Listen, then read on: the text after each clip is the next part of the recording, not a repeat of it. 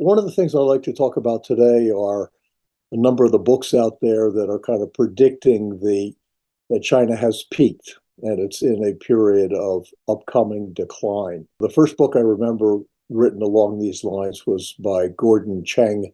This goes back probably over 20 years ago, and the book was called The Coming Collapse of China.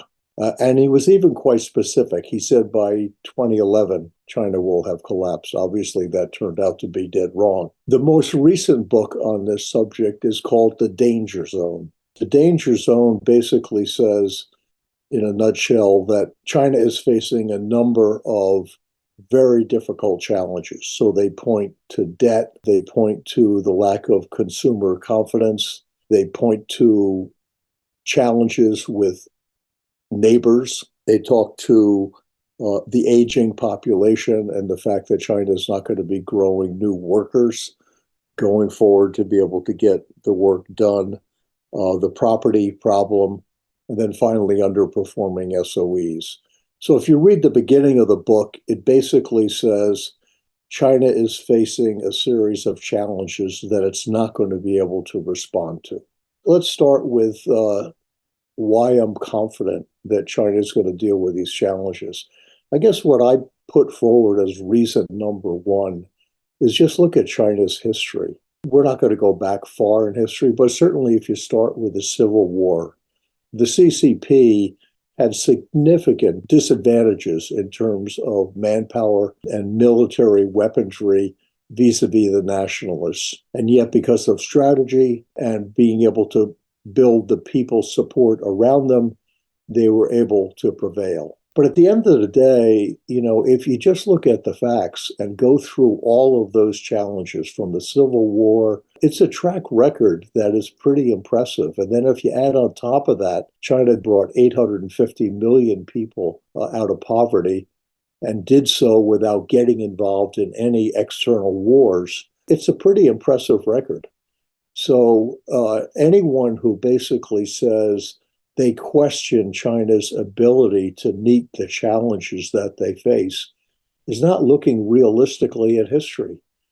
Because I would argue that there really isn't any major country on the globe today who looked at the challenges that China faced from 1949 up until the present and delivered more effectively, not just on each of those individual dimensions that I mentioned, but was over that period of time able to grow GDP at a level that was significantly higher than any other major country.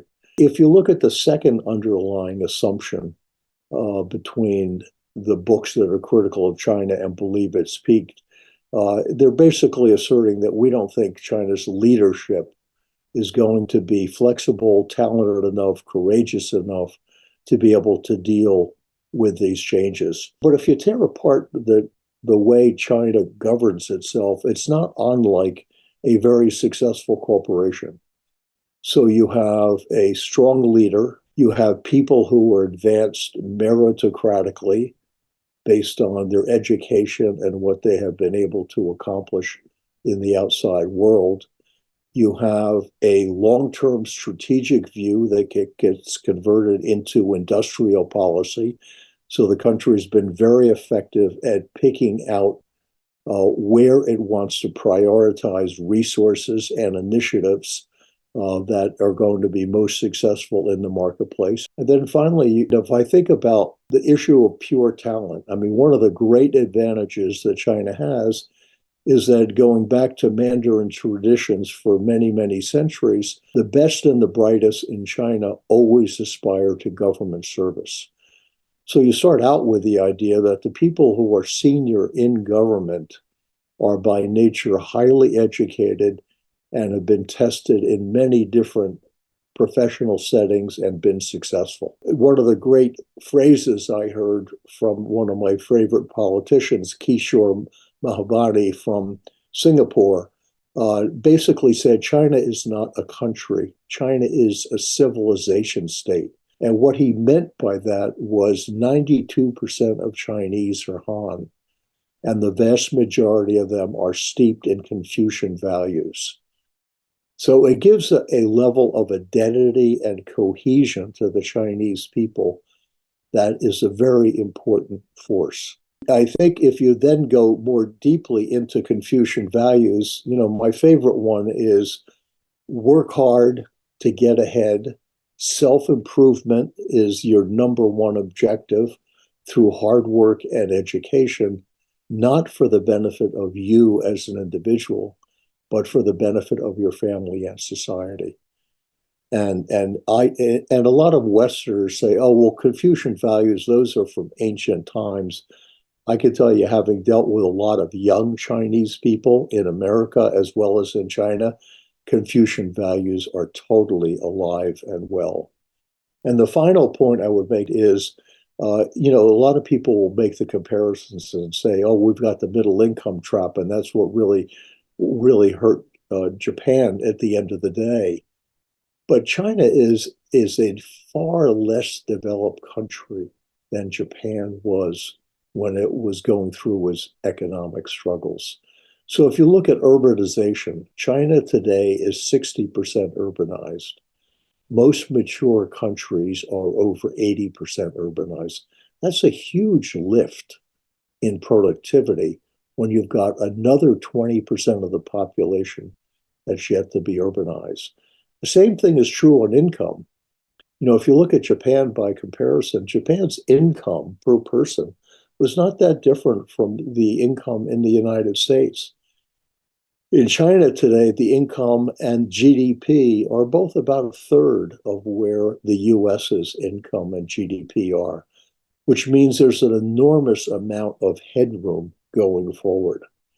So if I put all those pieces together and say, okay, here's a country with a track record of getting things done, an approach to governance with a quality of leaders, and an approach to making decisions, both strategic and operational, that leads to high levels of execution. And you've got a cohesive, large population that's supportive of national goals. So if I think about, going back to the theme in the beginning, has China peaked? If you believe, like many in the West do, that China only succeeded because of stealing IP from the West and unfair trade deals, and has never really demonstrated the ability to innovate, that's a good story, but it doesn't square with the facts. And the reality is China has a lot of strengths going for it.